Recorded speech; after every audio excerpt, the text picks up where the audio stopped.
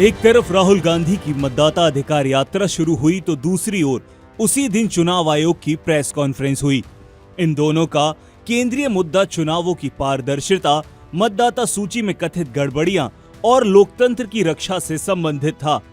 राहुल गांधी ने अपनी यात्रा की शुरुआत बिहार से की, जिसमें उन्होंने आरोप लगाया कि देश भर में विधानसभा और लोकसभा चुनावों में हेरा फेरी की जा रही है और गरीबों के वोट छीनने की साजिश रची जा रही है।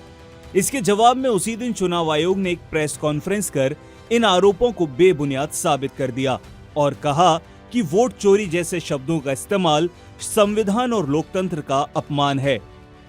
अब मामला क्या है, ये आपको बताते हैं और ये भी बताते हैं कि चुनाव आयोग की प्रेस कॉन्फ्रेंस में क्या खास रहा।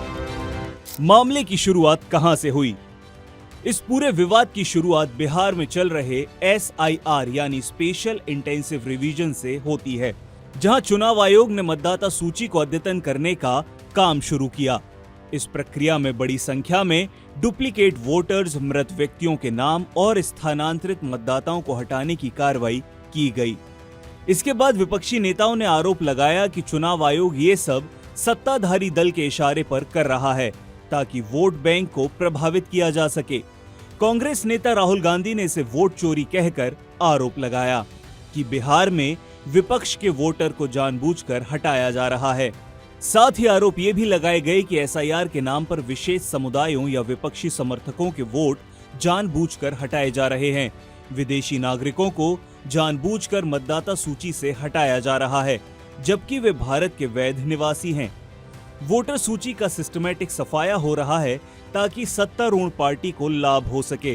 राहुल गांधी और विपक्ष का आरोप है कि ये चुनावी घोटाला है और इससे लोकतंत्र खतरे में है। मुख्य चुनाव आयुक्त ने प्रेस वार्ता में इन सभी का एक एक करके बहुत ही तरीके से जवाब दिया।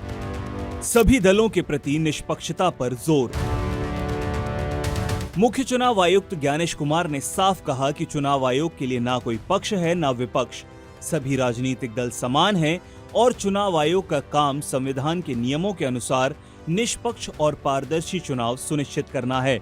उन्होंने बताया कि सभी दलों का पंजीकरण आयोग के माध्यम से ही होता है, इसलिए आरोपों में कोई तथ्य नहीं है। वोट चोरी के आरोपों को संविधान और लोकतंत्र की अवमानना बताया। चुनाव आयोग ने स्पष्ट किया कि वोट चोरी जैसे शब्दों का इस्तेमाल संविधान और लोकतंत्र का अपमान है।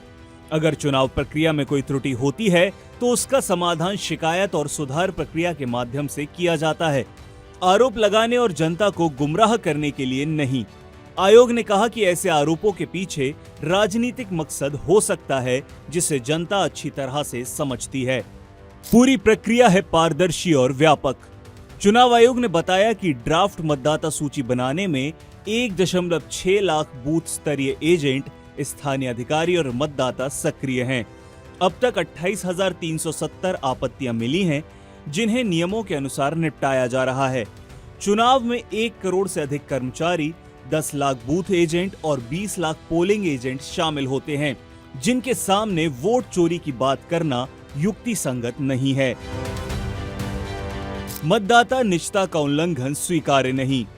चुनाव आयोग ने मीडिया में बिना अनुमति मतदाताओं की तस्वीरें और वीडियो दिखाए जाने की निंदा की। कहा कि क्या आयोग किसी की बहू, बेटी या मां के निजी फुटेज सार्वजनिक करता है?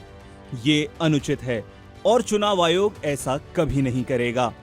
मतदाता और लोकतंत्र के प्रति मजबूत प्रतिबद्धता। मुख्य चुनाव आयुक्त ने कहा कि संविधान के अनुसार हर भारतीय नागरिक का मतदान करना कर्तव्य है। चुनाव आयोग गरीब, अमीर, महिला, युवा, बुजुर्ग सभी के साथ मजबूती से खड़ा है और लोकतंत्र की रक्षा में कोई समझौता नहीं करेगा। कुल मिलाकर चुनाव आयोग ने स्पष्ट किया कि मतदाता सूची की शुद्धता के लिए चल रही ये प्रक्रिया एक नियमित, आवश्यक और पारदर्शी कदम है, जिसका उद्देश्य डुप्लीकेट नामों को हटाना, मृत मतदाताओं के रिकॉर्ड को अपडेट करना और नए पात्र मतदाताओं को सूची में शामिल करना है। इसके साथ ही आयोग ने राहुल गांधी की शिकायत पर जवाब देते हुए बताया कि यदि शिकायतकर्ता संबंधित निर्वाचन क्षेत्र का मतदाता नहीं है तो उसे कानूनी प्रक्रिया के तहत शपथ पत्र देना अनिवार्य है। पारदर्शिता बनाए रखने के लिए सभी क्षेत्रों में बूथ लेवल के अधिकारियों और राजनीतिक प्रतिनिधियों की उपस्थिति में वीडियोग्राफी कराई जा रही है। आयोग ने ये भी दोहराया कि लाखों कर्मचारियों, पोलिंग एजेंट्स और विभिन्न दलों की भागीदारी के चलते मतदान प्रक्रिया में गड़बड़ी की संभावना नगण्य है, क्योंकि ये प्रणाली अपने आप में एक मजबूत जांच तंत्र है। इसके साथ ही आयोग ने सभी नागरिकों से अपील की कि यदि उन्हें मतदाता सूची में किसी भी तरह की त्रुटि दिखाई देती है तो वे 1 सितंबर तक सुधार हेतु आवेदन कर सकते हैं, जिसके बाद अंतिम सूची जारी की जाएगी। आयोग ने संकेत दिया कि बिहार के बाद अन्य राज्यों जैसे पश्चिम बंगाल में भी एसआईआर लागू करने पर विचार किया जा रहा है।